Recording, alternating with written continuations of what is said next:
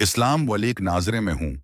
AI से अरसलान वकार और आप देख रहे हैं मेरा यूट्यूब चैनल अरसलान वकार चौहदरी। आज की किस्त में जानिए, मंडेला ने अपनी जिंदगी के इस मरहले पर एक और बड़ा फैसला किया। उन्होंने कानून को बतौर हथियार इस्तेमाल करने का सोचा। वो जान गए थे कि जालिम निज़ाम अपने ही कवानीन के पीछे छुपता है, और अगर उन्हीं कवानीन को समझकर चीलिंग किया जाए तो जुल्म को बेनकाब किया जा सकता है। यही सोच आगे चलकर उन्हें एक अजीम वकील और रहनुमा बनाएगी। जोहान्सबर्ग नेल्सन मंडेला के लिए सिर्फ एक शहर नहीं था, बल्कि एक खुली हुई आंख थी। यहां आकर उन्होंने पहली बार यह महसूस किया कि अपार्थाइड सिर्फ देहात या दौर दराज इलाकों तक महदूद नहीं, बल्कि जदीद इमारतों, अदालतों और दफातर के अंदर भी पूरी शिद्दत के साथ मौजूद है। गोरे इलाकों में चमकती सड़कें, साफ सुथरे घर और खुशहाल जिंदगी थी, जबकि सियाह फामों के हिस्से में तंग बस्तियां, गंदगी, गरबत और खौफ आया था। ये तजाद मंडेला को अंदर से झंझोड़ देता था। जोहान्सबर्ग में रहते हुए मंडेला ने वकालत की तालीम जारी रखी। वो दिन में काम करते, रात को पढ़ते और हर लम्हा ये सोचते कि कानून आखिर किसके लिए है। उन्होंने देखा कि अदालतें बज़ाहिर इंसाफ की अलामत थीं, मगर हकीकत में वो जालिम निज़ाम की मुहाफ़िज़ थीं।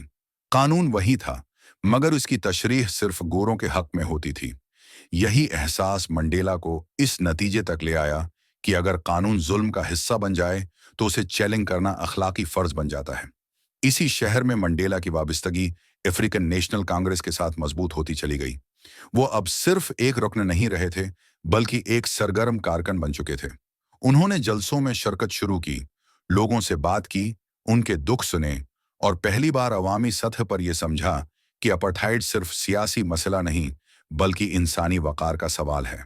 हर मुलाकात, हर तकरीर और हर बहस उनके शऊर को मजीद पख्ता करती चली गई। इसी दौर में मंडेला को यह एहसास भी हुआ कि एएनसी की जदोजहद में एक कमी है। तहरीक मौजूद थी, मगर उसमें नौजवानों की वो शिद्दत और जोश नहीं था जो जालमाना निज़ाम को हिला सके। इसी सोच के तहत मंडेला, वाल्टर सिसोलो और ओलिवर टाम्बो ने एएनसी यूथ लीग कायम की। ये नौजवानों की एक ऐसी तंजीम थी जो पुरानी सियासत से हटकर ज्यादा जरातमंद और वाज़ेह मौक़िफ़ रखती थी। मंडेला का मानना था कि गुलामी के खिलाफ जदोजहद आहिस्ता कदमों से नहीं, बल्कि मजबूत इरादों से की जाती है। यूथ लीग के क़याम के बाद मंडेला की शख्सियत में एक वाज़ेह तब्दीली आने लगी। वो पहले एक मुशाहिदा करने वाले तालिब इल्म थे, अब एक मुनज़्ज़म इनकलाबी बन रहे थे। वो तकरीरें करने लगे, मज़ामीन लिखे गए, और पहली बार रियासत को ये एहसास हुआ कि सियाह फाम नौजवान खामोश नहीं रहेंगे।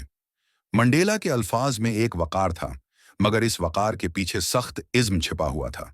इसी ज़माने में मंडेला ने एक और तारीखी कदम उठाया। उन्होंने ओलिवर टाम्बो के साथ मिलकर जनूबी अफ्रीका की पहली सियाह फार्म बिकला की फर्म कायम की। यह सिर्फ एक कानूनी दफ्तर नहीं था, बल्कि मजलूमों के लिए उम्मीद की किरण था। वो लोग जो पहले अदालत के दरवाजे पर ही जलील कर दिए जाते थे, अब एक ऐसी जगह आ सकते थे जहां उनकी बात सुनी जाती थी। मंडेला जानते थे कि वो हर मुकदमा नहीं जीत सकते, मगर वो ये जरूर साबित करना चाहते थे कि सच बोलने वाले अब मौजूद हैं। जो मंडेला का नाम फैलने लगा, रियासत की नजरें भी उन पर जमने लगी। हुकूमत उन्हें एक खतरे के तौर पर देखने लगी। उनकी सरगर्मियों पर नजर रखी जाने लगी, फोन टेप होने लगे और उनके कदम कदम पर निगरानी होने लगी। मगर मंडेला खौफजदा नहीं हुए। उनके नजदीक खौफ गुलामी की सबसे मजबूत जंजीर था, और वो इस जंजीर को तोड़ने का फैसला कर चुके थे। यही वो वक्त था जब मंडेला ने यह समझा कि सिर्फ तकारीर और कानूनी लड़ाई काफी नहीं होंगी। अपार्थाइड एक ऐसा निज़ाम था जो ताकत के जोर पर कायम था, और ताकतवर निज़ाम सिर्फ अखलाकी अपीलों से नहीं करते। मगर उसके बावजूद मंडेला उस मरहले पर प्रामन जदोजहद पर यकीन रखते थे। उनका मानना था कि अगर अवाम को मुनज़्ज़म कर लिया जाए तो जुल्म खुद ही कमज़ोर पड़ जाएगा। एपिसोड 3 हमें यह दिखाता है कि नेल्सन मंडेला अब मुकम्मल तौर पर जदोजहद के रास्ते पर आ चुके थे।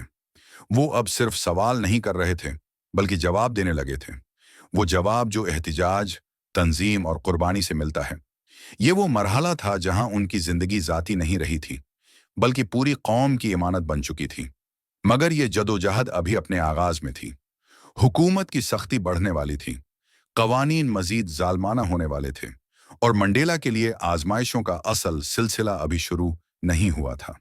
अगली किस्त में हम देखेंगे कि किस तरह बड़े आवामी एहतिजाज, रियासती करेक डाउन और मुसलसल गिरफ्तारियां मंडेला को एक नए और ज्यादा खतरनाक रास्ते पर ले गईं।